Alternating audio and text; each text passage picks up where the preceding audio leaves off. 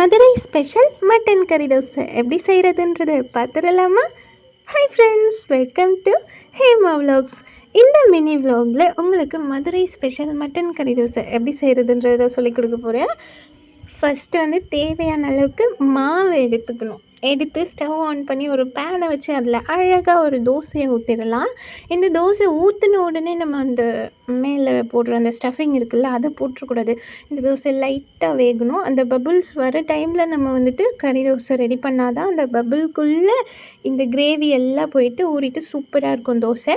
இப்போ இந்த தோசை கொஞ்சமாக அந்த பபுள்ஸ் எல்லாம் விட ஆரம்பிச்சிச்சு. இந்த டைமில் நம்ம எடுத்து வச்சுருக்க மட்டன் கிரேவியில் ஒரு முட்டையை உடச்சி ஊற்றிக்கலாம்.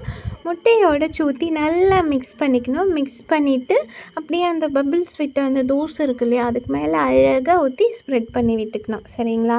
இப்போ நான் லைட்டாக கொஞ்சம் கொஞ்சமாக ஸ்ப்ரெட் பண்ணிக்கிறேன்.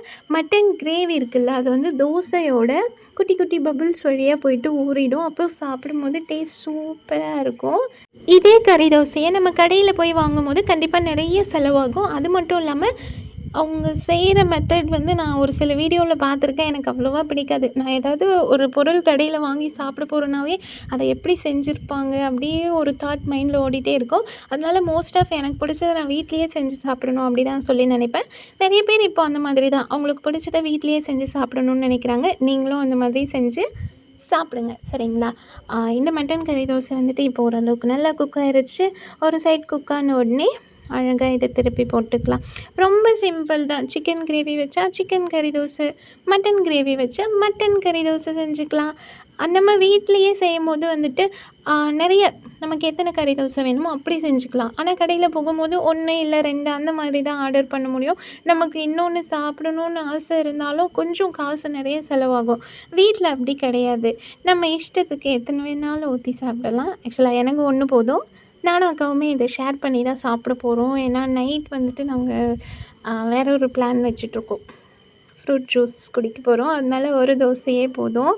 இப்போ இதை அழகாக அப்படியே திருப்பி போட்டுக்கலாம். அவ்வளோதான்.